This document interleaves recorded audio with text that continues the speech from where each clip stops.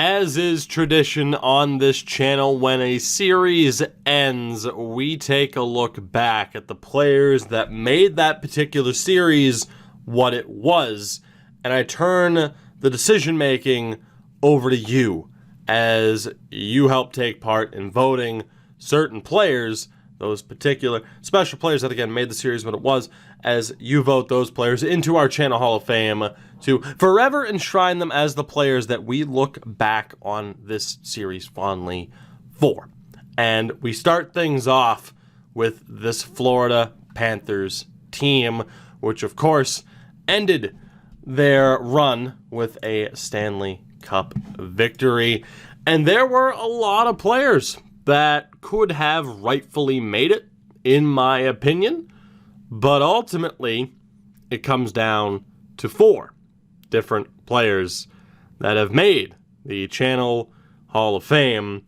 We start off with someone whose stats I cannot look at, and I don't remember what episode he retired in, but Keith Yandle makes it, as does his former defense partner, Mikhail Sergachev. And bringing in Sergachev to replace Yandle, who was absolutely ridiculous. It's astonishing how good Yandle was for us, and there was a time where we thought, oh, maybe we trade him away.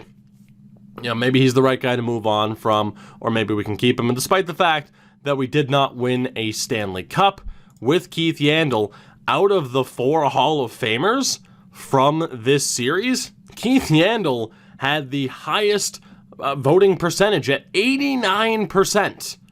So clearly, he made an impression with you all, as did Mikhail Sergachev. He makes the Hall of Fame, and it's tough to disagree. I mean, again, this wasn't our longest series in the world, but 5 seasons here.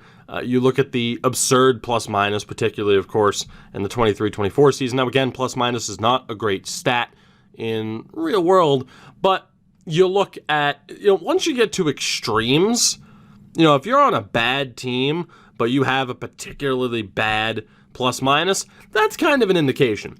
If you're on a good team and you're a plus 25, plus 29, that's maybe to be expected. A good player on a good team. But when you have a plus 53 or, God forbid, a plus 80, it goes to show how dominant you were.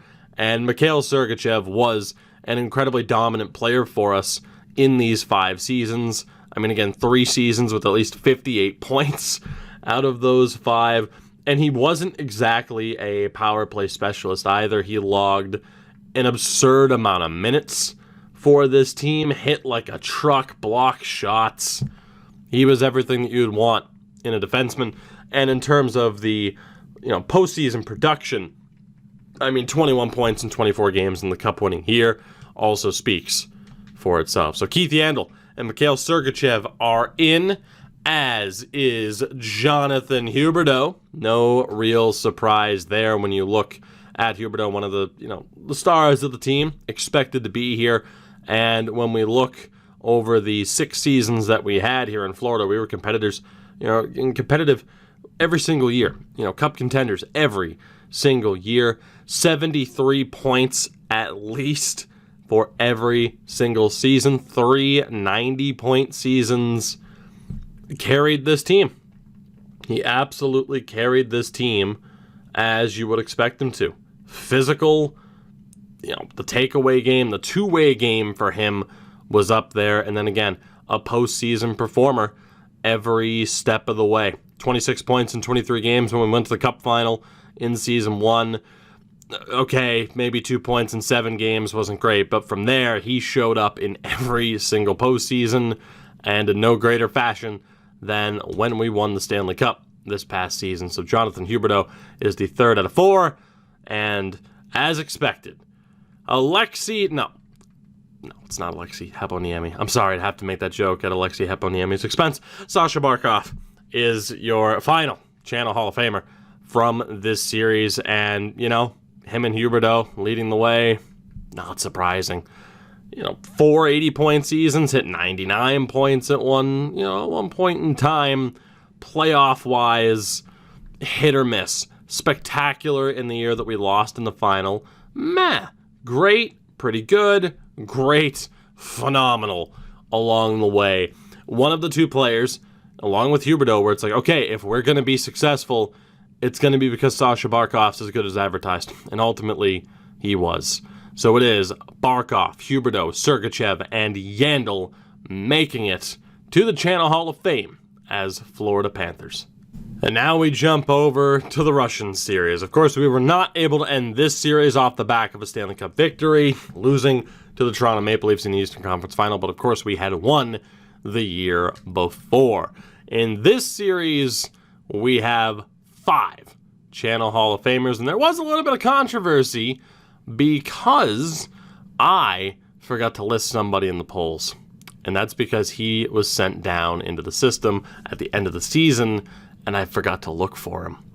Evgeny Malkin becomes the first player in this channel's history to be elected to the Hall of Fame without a vote.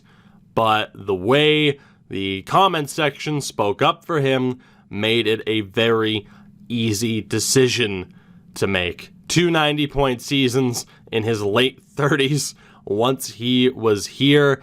20 goals at the very least 3 30-goal seasons in his first few years here. And then in the postseason, okay, pretty good, phenomenal. And then again, 10 points in 14 games at 40 years old is absolutely insane. Evgeny Malkin was one of those players where it's like, okay, if we can get him, that's cool, but he was never going to be a staple for us in this series, or at least so I thought. But ultimately, he ended up being a very crucial part of our cup-winning team. And as a result, Evgeny Malkin is in the Channel Hall of Fame. Getting to the other 4.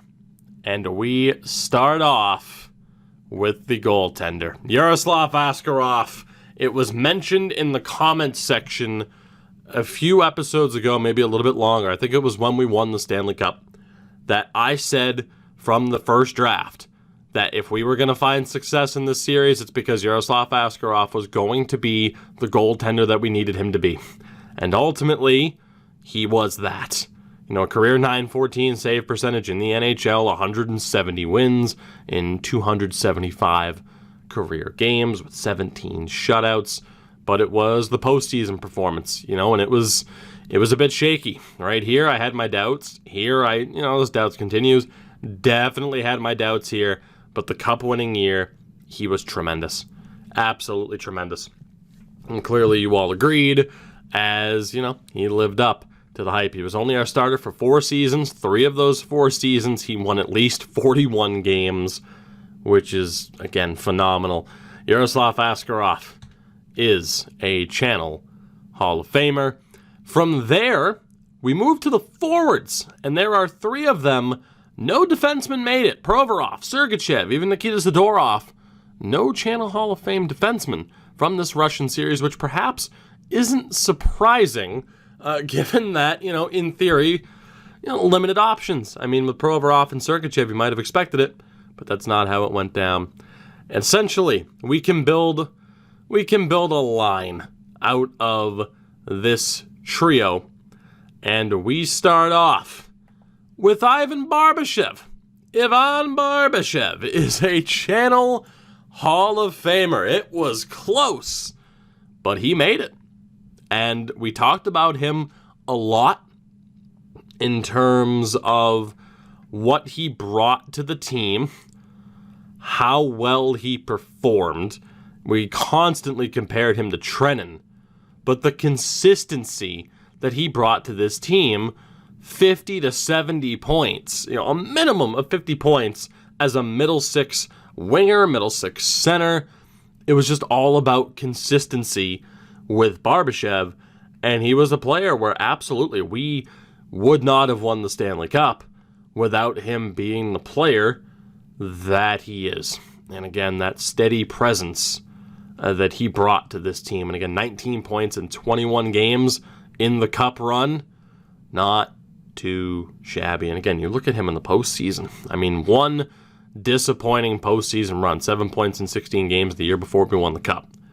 Barbashev was a staple. He brought that stability, and as a result, he gets elected into the Channel Hall of Fame. The second of our three forwards is somebody that when I acquired him, people questioned it. People questioned it and said, why? Get rid of him. What are you doing? But with 80% of the vote at the time of recording, he's now a Channel Hall of Famer. That is Vladimir Tarasenko. And, you know, at the time I said you weren't wrong. Maybe it was a risk. Maybe it was an unnecessary trade to go out and get Tarasenko when we did.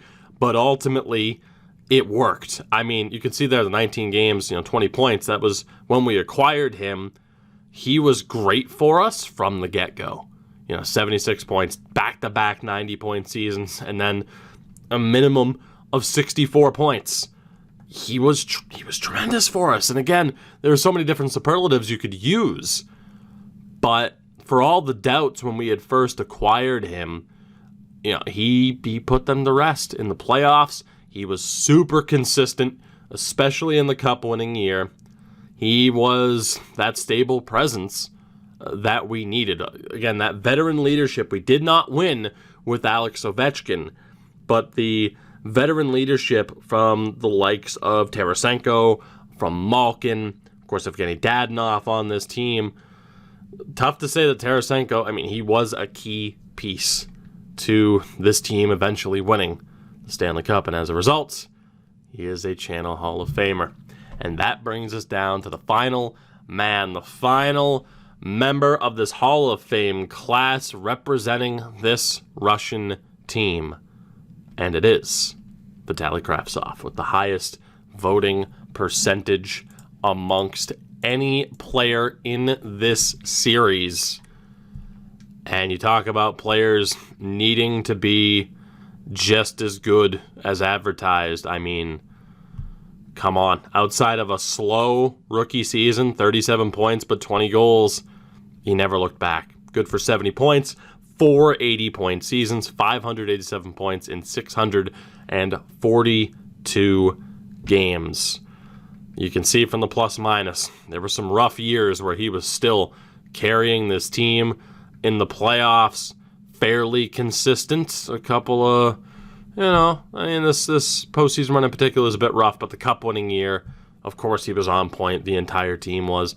Not difficult to see why Vitaly Kravtsov was, you don't want to say unanimously, there were some negative votes, so that's obviously not the right word for it, but why he easily coasted his way to a spot in this channel's Hall of Fame, as he deserved to be.